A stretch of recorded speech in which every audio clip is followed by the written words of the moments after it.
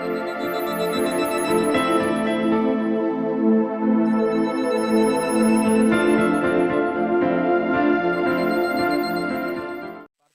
este programa académico. Algunos de ustedes me conocieron desde que era un residente y bueno, qué mayor honor para mí ahora estar o formar parte del podio. Vamos, creo que es otra presentación, es una que está en Explorer.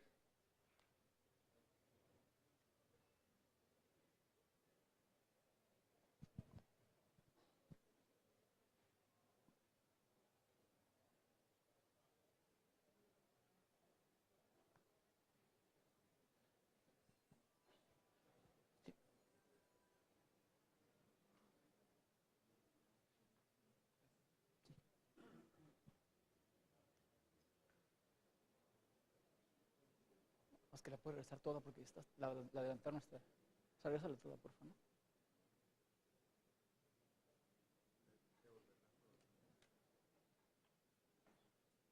Listo.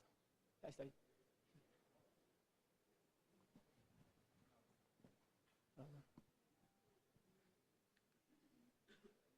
Listo.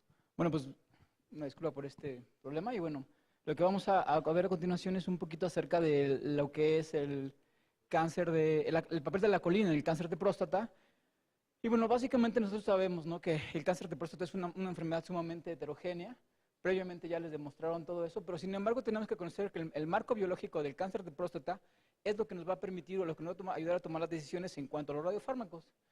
Entonces, en el cáncer primario, bueno, sabemos que hay mutaciones que van a estar perfectamente bien relacionadas y que no van a tener tantas alteraciones, ni van a desencadenar las vías de señalización que van a tener toda la complejidad que pasa con el cáncer resistente a la castración. ¿Qué pasa cuando tenemos enfermedad metastásica? Como pueden ver, el receptor androgénico va a tener una mutación muy importante o va a estar relacionada a mutaciones que se va a traslapar a otro tipo de alteraciones genéticas y epigenéticas que van a complicar el manejo de este tipo de neoplasias. Ahora bien, bueno, en cuanto a la evolución del cáncer, sabemos que hay pues métodos de tamizaje que van a poder ayudarnos en el manejo, pero sobre todo, ¿cuál va a ser el papel primordial de nosotros como médicos nucleares en el manejo de toda esta evolución del cáncer, ¿no? Entonces sabemos que cada una de estas alteraciones genéticas van a tener una relación estrecha y conocemos en base a la biología molecular como vías de señalización como la del MAPK sinasas o del PNET o del PTEN, perdón, va a estar relacionado a una sobreactividad de la actividad glicolítica. Conforme empieza a ver, o bien de otras enzimas como la colincinasa. Ahora bien, ¿qué es lo que pasa con, bueno, antes de hablar directamente del FDG, de la colina, brevemente quiero comentarles esto, ¿no? Nosotros sabemos perfectamente que el FDG es uno de los principales biomarcadores que tenemos y nos va a dar orientación sobre el comportamiento biológico. Acá les presento un other blot en el que vean cómo son células, esa es la expresión de GLUT en líneas celulares que tienen una pobre diferenciación. Vean cómo hay una intensa sobreexpresión en estas dos líneas que tienen una pobremente diferenciación, o pobre diferenciación, valga la redundancia. Bueno, en esta imagen no se ve, alguna razón se ve un poco pixeleada.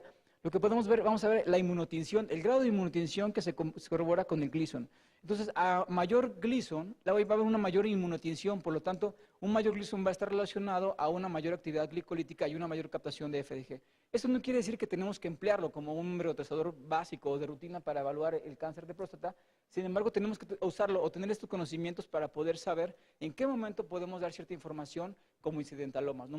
Recordemos que es importante recordar esto, que muchos de los pacientes con cáncer de próstata no mueren de cáncer de próstata. Muchos pacientes mueren con cáncer de próstata por alguna otra razón. Entonces, eso es lo que va a implicar que nosotros podamos darle cierta información o no al clínico cuando tengamos un hallazgo incidental. Entonces, la inmunotensión, vean cómo hay una intensa inmunoreactividad en pacientes que tienen neoplasia como tal. Sin embargo, bueno, que les comentaba, eso hay que tomarlo con mucha cautela. ¿Por qué? Porque hay escenarios clínicos como esos, en los que tenemos una enfermedad tumoral voluminosa retroperitoneal, que cuando lo hacemos o lo correlacionamos con la imagen con FDG, prácticamente no tiene ningún grado de captación. Ahora bien, ¿qué pasa cuando lo comparamos con este tipo de modelos murinos? Un modelo murino que es andrógeno independiente, cuando se compara con un andrógeno sensible, vean cómo los grados de captación o la intensidad de captación también van a estar estrechamente relacionados, o no, van a haber diferencias significativas entre esos, ¿no? Un tumor que es andrógeno independiente, por lo tanto, va a tener una mayor cavidez por el FDG. Esto lo sabemos perfectamente todos, ¿no? No es útil en el diagnóstico, por supuesto que no, de estadificación tampoco. Sin embargo, tenemos que tener ciertas precauciones cuando lo veamos. Otro ejemplo clínico, un paciente que tiene una próstata aumentada de volumen, que tiene elevación del antígeno prostático, como parte del abordaje convencional de una tumoración prostática, ¿cuál es? Bueno, primero que nada, evaluar que pudiera ser el principal descarte o posibilidad diagnóstica es un proceso infeccioso. En este caso, vean el componente sólido de una gran base, una tumoración, una próstata muy voluminosa, con elevación del antígeno prostático. Si nosotros tuviéramos o si fuéramos hasta cierto punto poco objetivos, inmediatamente pensaríamos, ok, esto es cáncer, ¿no? ¿Qué pasa cuando el urólogo dice, ok, déjame corroborarlo? ¿Qué es lo que puede ser principalmente, o la principal diagnóstico diferencial es un proceso infeccioso? Entonces, hay que tener esto manejar con cautela, también los hallazgos que podamos tener con FDG. Esos son realmente gráficos que muestran cómo en pacientes que tienen, o que son enviados a otro diagnóstico y que tienen captación difusa, va a ser bajo, normalmente la concentración de glucosa va a ser baja, cuando se compara con cáncer de próstata. Perdón. ¿Qué pasa cuando tenemos una mayor resistencia a la castración? La captación va a ser mucho más importante que en un paciente sensible a la castración. Ahora, ¿qué pasa cuando nosotros queremos evaluar el comportamiento biológico en cuanto al tiempo de elevación del antígeno prostático, el tiempo de doblaje y la velocidad? Bueno, realmente, obviamente, vamos a tener pues cierta sensibilidad moderada, pero que no nos va a ser útil. Vean, 48%, 84% en pacientes que tienen menos de 2.4 nanogramos. Entonces, realmente nada más estas 4 o 5 diapositivas que les he mostrado es para demostrarles que hay que tener con cautela la identificación de un paciente con cáncer de próstata. Sí hay que tener objetividad en cuanto a qué manejo o qué orientación le podemos dar. Como en este ejemplo, es un caso que tiene 31 pacientes, le hacen una resonancia multiparamétrica y tenemos incidentalomas, que es una lesión focal. Vean el sub tan elevado, en este caso el paciente corresponde a un Gleason alto. Otro ejemplo, vean la resonancia multiparamétrica, el mapa ADC y la difusión muestra intensa restricción.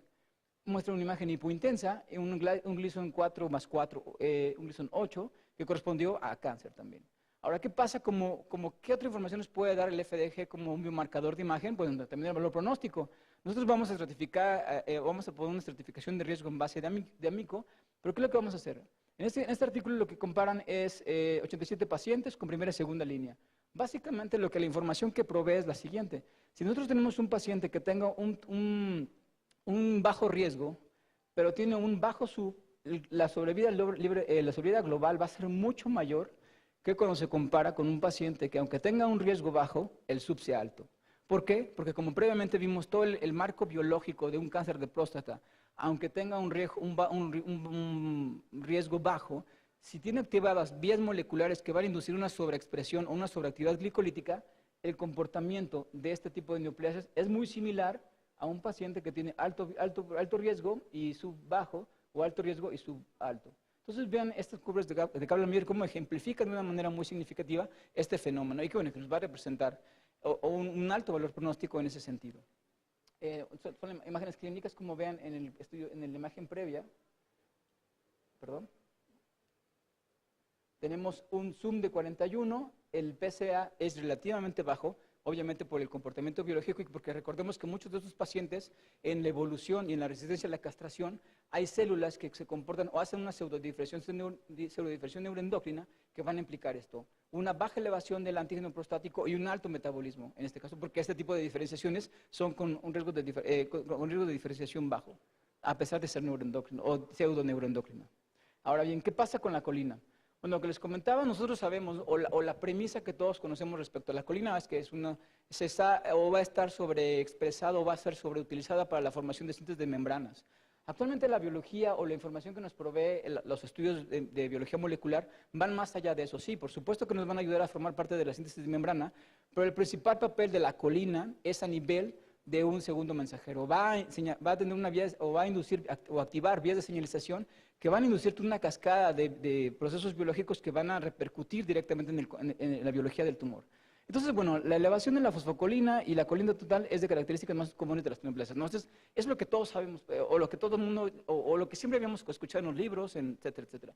Pero bueno, conforme pasa el tiempo, sabemos que además hay otro tipo de vías, más adelante vamos a ver, bueno, pero que además tenemos que conceptualizar eso también bien importante, que no nada más es exclusivo de vías de señalización tumorales, también va a estar relacionado a procesos o vías inflamatorios que nos van a dar una tasa alta o relativamente alta de falsos positivos. Entonces, esto tenemos que tener con cautela. Es lo que les comentaba. Los valores observados de fosfocolina están inducidas por las vías por las cascadas de señalización, sobre todo por la vía de RAS o la vía fosfatidilindrosal tresinasa. Entonces, eso es súper importante porque recordemos que también esto nos va a conferir cierto grado de agresividad a una neoplasia. Entonces, también la captación o el intenso consumo de colina en un tumor también va a estar relacionado a un probable comportamiento biológico mucho más agresivo. Entonces, bueno, estas son otras cosas un poquito más complejas que realmente no tienen repercusión clínica, sino es más bioquímico.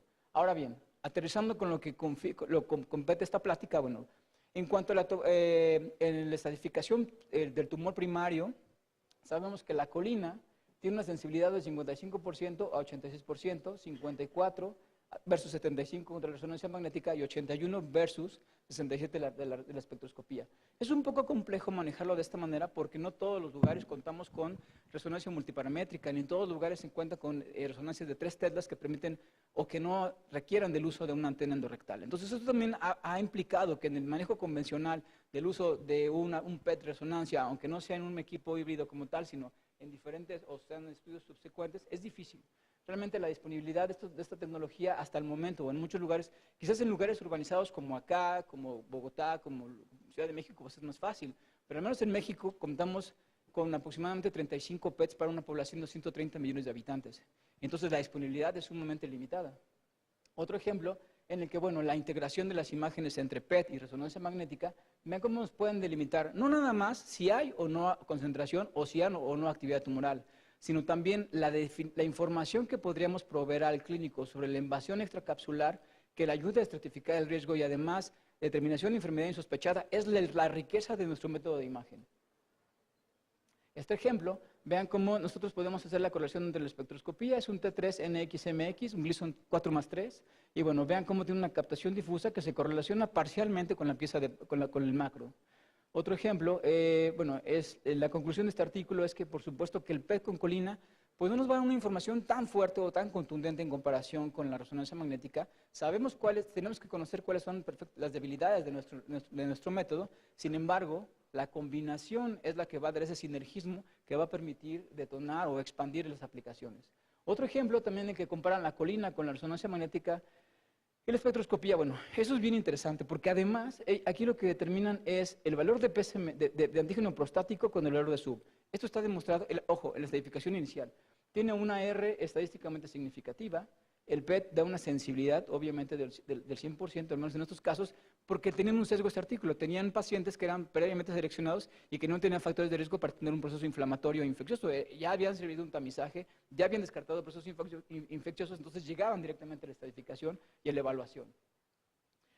Otros autores como Sher refieren a una sensibilidad de 87% y especificidad del 62%, Farsad 66% y 81%. Pero vean cómo hay ejemplos clínicos como este en el que vean cómo hay una concentración muy focal, vean el pico de creatina, colina, citrato es mucho más, es significativo y vean, bueno, la pieza aquí desafortunadamente está en blanco y negro, pero bueno, no nos da tanta información ni la resonancia magnética, que es obviamente por la calidad de la imagen que provee. Otro ejemplo en el que comparan la sensibilidad en base a la biopsia. Nosotros lo que hemos empleado, bueno, debo ser sincero que nosotros a partir del hace año y medio, nosotros dejamos de hacer prácticamente la colina y optamos por el PSMA por varias razones. ¿Qué es lo que pasaba antes de que llegara el PSMA? Nosotros hacíamos el PET, orientábamos o dirigíamos o decíamos al clínico, al urólogo, dónde podían hacer la saturación de las biopsias. Entonces, si bien ellos se basaban en un muestreo de 12 sitios, más bien ellos hacían su muestreo, pero saturaban el sitio donde estaba la concentración de colina. ¿Y qué es lo que observábamos? Obviamente desaparecían las neoplasias intraepiteliales prostáticas y encontrábamos muchas neoplasias como tal. O sea, obviamente pues estaba dirigida la biopsia. Entonces, es lo que permitió ayudar. ¿Qué pasa ahora con el PSMA? Bueno, no ha cambiado mucho esto porque obviamente, sin embargo, la disponibilidad y la indicación clínica de hacer un PSMA para una estadificación es aún controversial. En algunos casos, ¿no? Bueno, únicamente para vean la correlación que existe entre la pieza y entre el submax y la caracterización mediante imagen molecular. Otro ejemplo de caracterización entre volumen metabólico entre el Submax, en tumores de más de 16 milímetros, bueno, era más eficiente y con los valores de antígeno prostático de más de 9, pero no con Gleason de diferenciación. Hay también una controversia entre que si el Gleason está o no relacionado en ese sentido. Bueno, todos los artículos sugieren que a un mayor Gleason obviamente va a haber una mayor captación de colina. Entonces, realmente, como les repito, no es la indicación directa evaluar un PET con colina para estadificación, no ha sido tan estudiado, cuando menos en lugares donde la prioridad es otra, ¿no? Recurrencias bioquímicas como tal. Ahora bien, en cuanto a la diseminación linfática, bueno, nosotros sabemos que esto va a permitir definir los templetes de disección ganglionar en urología y que puede ayudarles de manera significativa. Por lo tanto, cuando se estudia el valor de la colina en la estratificación ganglionar y sobre todo lo que les comentaba previamente, la relación con la expresión de colinsinasa, que son las enzimas que previamente comenté que estaban relacionadas hacia las vías de señalización molecular para cáncer. Entonces, ¿qué es lo que encontramos? Bueno, es bien interesante porque vean la capacidad de detección. Obviamente estamos hablando de equipos más sofisticados. Muchos de los artículos que les presenté previamente fueron equipos de 2000, o fueron realizados equipos del 2005, 2008, hasta 2010. La tecnología, la capacidad, los métodos de reconstrucción, la electrónica, los tipos de cristales centelladores, bueno, de cristales detectores ha cambiado y por lo tanto la sensibilidad que provee. Vean la resolución espacial que provee esta imagen y en comparación con los que le había presentado previamente, ¿no? Entonces, también conforme va avanzando la tecnología, tendremos que ir actualizando los estudios para ver si esa sensibilidad con la que estamos trabajando va a ir mejorando, ¿no? Obviamente, por ejemplo, todos los que han trabajado con PSMA verán que inclusive hay equipos o hemos detectado ganglios tan pequeños como de 4 milímetros hasta 3 milímetros, que la relación blanco-fondo que provee son equipos que tienen time of flight, que tienen funciones de dispersiones puntuales que permiten hacer reconstrucciones en la imagen mucho más específicas, que inclusive el FWHM del PET se sugiere, de acuerdo a fábrica, que sea de 2 milímetros. Entonces estamos enfrentándonos a una revolución en cuanto a la capacidad de detección en base a nuestra nueva tecnología con la que estamos contando. Ahora, ¿qué es lo que pasa en este artículo? Es bien interesante porque vean cómo la correlación entre la expresión de colinsinasa se relaciona de manera directamente proporcional con los SVMAX. Entonces, esto correlaciona de manera importante con lo que les comenté al inicio de la plática, ¿no? Cómo la biología está informando de una manera muy exquisita. Vean los hallazgos ganglionares, bueno, los T2, bueno, realmente muestran estas zonas hiperintensas que, pues, creo que no es tan difícil identificarlos, ¿no? El reto diagnóstico se vuelve cuando son ganglios menores a 5 milímetros. Otro ejemplo es un paciente de 78 años, un T2 patológico por patología, 2 años post cirugía, y el AP del NADIR es de 0.5, es candidato a RT de salvamento, y bueno, el antígeno sube a 3.2, realmente no hay ninguna duda en el que pudiera ser positivo, ¿no? Entonces, realmente, ¿qué pasa cuando en una revisión sistemática realizada por el grupo italiano identifican que la sensibilidad para la detección de tumor primario local es de casi 100%? Vean el número de pacientes, son pacientes relativamente bajos, con fluorocolina y carbono 11 colina. La sensibilidad para la detección de ganglios varía demasiado.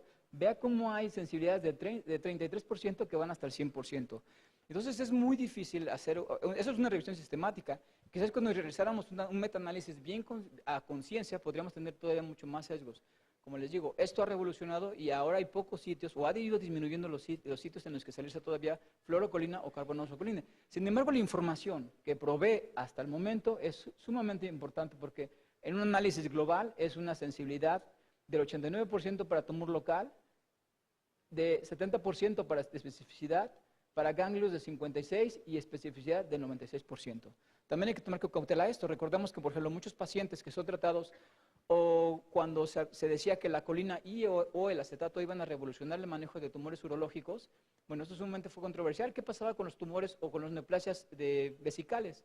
Recordemos que uno de los tratamientos era la instalación de Bacilo Calmette-Guerin. ¿Y qué es lo que pasaba? Que ese Bacilo Calmette-Guerin inducía una reacción granulomatosa en los ganglios pélvicos.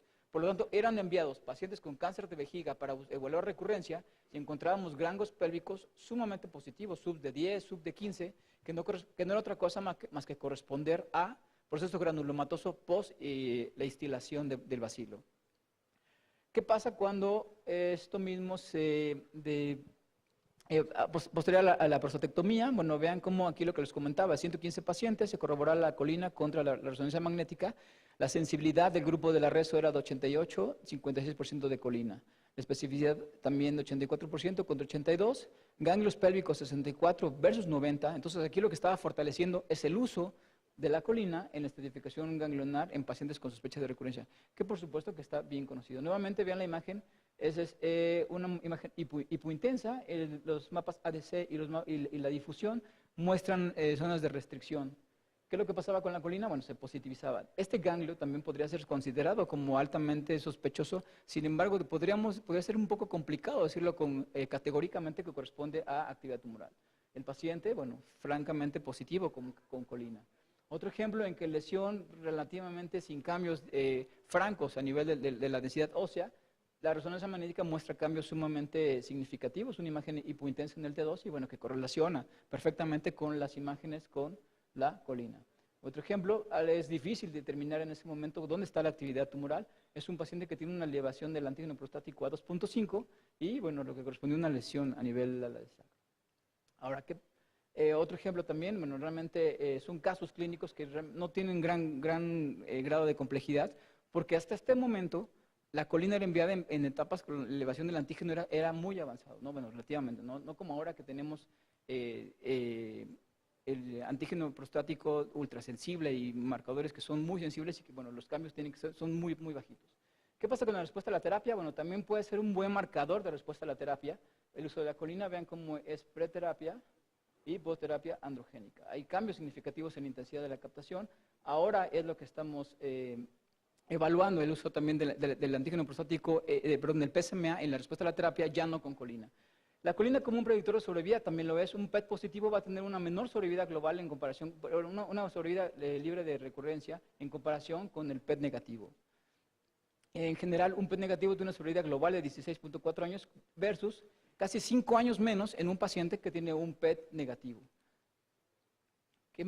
¿Para qué más lo podemos emplear? Bueno, eso es otra revisión. Ya casi para terminar, y eso es de los más importantes. Eso es una revisión sistemática en la que vean cómo comparan la sensibilidad y especificidad del PET en la estratificación contra la imagen convencional. Aquí utilizan colina versus resonancia magnética. Restratificación del 61 al 100% versus estos valores de sensibilidad. ¿Cuál es lo importante de esto? Nosotros estamos enfrentándonos a un cambio, a una revolución en cuanto a la tecnología o a radiofármacos de imagen.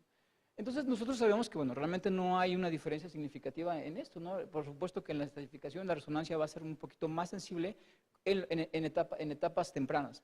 Cuando el antígeno prostático va elevándose o por arriba de 2, la colina va a tener una mayor sensibilidad y puede ayudar a determinar con una mayor eficiencia la identificación de ganglios y enfermedad a nivel local.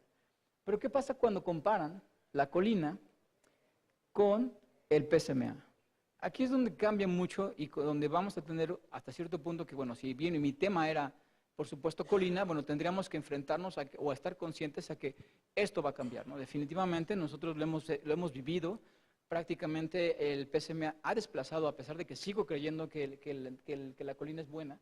Sin embargo, bueno, vean la capacidad de detección en PSMA o valores de antígeno prostático menos de 5, de 0.5 a 2 y de más de 2. Versus la colina, que todos son de más de 1 nanogramo por mililitro. Entonces, es importante porque, bueno, tenemos que estar conscientes, pero creo que el mensaje que al final quiero entregarle, bueno, este es un análisis comparativo, vean cómo lesiones detectadas por PSMA, 23% más que la colina. A nivel de ganglionar, a nivel de lesiones óseas, 25% más. Entonces, bueno, no hay mucha controversia, esto es perfectamente bien establecido, pero hay que adaptarnos a lo que tenemos. No, eso es lo más importante. Si nosotros tenemos ahora colina o no tenemos PSMA, bueno, hay que saber en qué momento lo vamos a usar. Entonces son ejemplos igual. Vean cómo la capacidad de detección de la fluorometicolina es mucho menor que el PSMA. En este caso, a nivel del lecho prostático, vean cómo la metilcolina también tiene una menor capacidad de detección. Pero al final, este flujograma es el que nos va a permitir fortalecer la idea de nosotros como médicos nucleares en qué parte de toda la historia natural de la enfermedad, del cáncer de próstata, podemos tener un papel. En la estadificación, en pacientes con grado intermedio o alto, podemos usar colina o podemos usar PSMA, de acuerdo a lo que nosotros contemos. En enfermedad, recurrencia bioquímica, también podemos usar la evaluación de la respuesta a la terapia con colina o con PSMA. Si nosotros tenemos recurrencia bioquímica, de igual manera. Si nosotros queremos reestadificar para llevar a una terapia de salvamento, también tenemos un papel importante.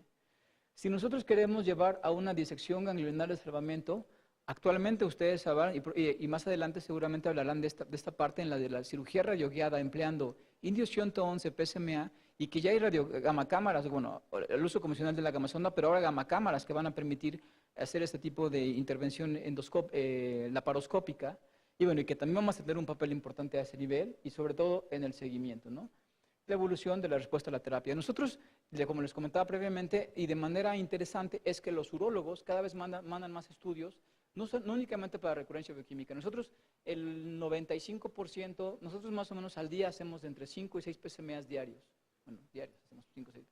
Esto, del 90% de los estudios, perdón, del 100%, 90 son enviados para recurrencia bioquímica.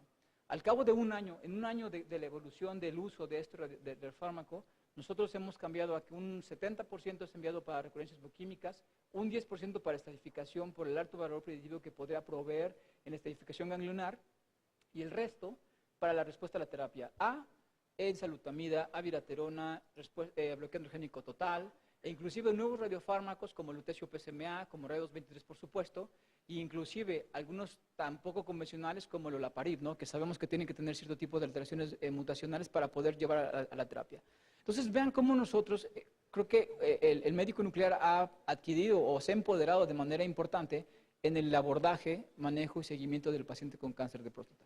Entonces las conclusiones de esto es que el FDG es útil en la reducción de la castración. Bueno, es un poco controversial, realmente nosotros no lo usamos prácticamente para nada. La colina es útil en la detección de recurrencia bucal o sistémica, por supuesto. ¿En qué escenarios? Bueno, hay que ser un poquito, definir si más o menos 2.5 de antígeno prostático. El tiempo de doblaje también es muy importante. La velocidad del tiempo de doblaje es la que nos va a permitir ofertar una alta certeza diagnóstica al momento de hacer el estudio. En conclusión, la resonancia es superior a la colina en la actividad tumoral local. Bueno, eso es obvio. La colina va a ser igual o inclusivemente ligeramente superior en la estratificación ganglionar, pero la colina definitivamente va a ser mucho más eficiente en la identificación de enfermedad sistémica en comparación con la resonancia magnética y con el PET-CT. Entonces, nosotros pues realmente no sabemos cuándo vamos a poder tener la integración de un equipo PET-RESO. Quizás, y por supuesto el valor pronóstico, ¿no? Quizás en algún momento de todo esto, bueno, la colina tiene que ser ayudada con la resonancia magnética. Nosotros lo que estamos haciendo es implementar una estrategia de que los nucleares se capaciten en resonancia magnética multiparamétrica como tal en un curso que es exclusivamente dirigido a esto. Nosotros no damos otra cosa más que esto. ¿Para qué? Para permitir la identificación de la invasión extracapsular, para la detección oportuna de recurrencia local, evaluación de la enfermedad ganglionar, metástasis, con menos intensidad, evolución a la respuesta a la terapia, planeación de la respuesta a la terapia, que es lo que les comentaba en el algoritmo, diagnóstico y localización del tumor primario, ¿no? Entonces, la interacción del PIRADS con la resonancia multiparamétrica y el PET-CT o la imagen molecular con colina, con PSMA e inclusive con bombecina, que nosotros hemos estado trabajando un poquito con ello y que no, al principio no sé si vieron que decía, de la primera parte del algoritmo decía, en el seguimiento, antes de diagnosticar el cáncer, decía seguimiento, el uso de bombecina. Es controversial. Nosotros lo que hemos encontrado es que realmente la bombecina lo que hace es que identifica más focalmente la lesión tumoral que en comparación con todo, ¿no? Y lo que hemos visto es que el sitio que capta es el sitio que tiene un menor grado de diferenciación. Nada más. Y bueno, pues eso es todo de esta parte y muchas gracias.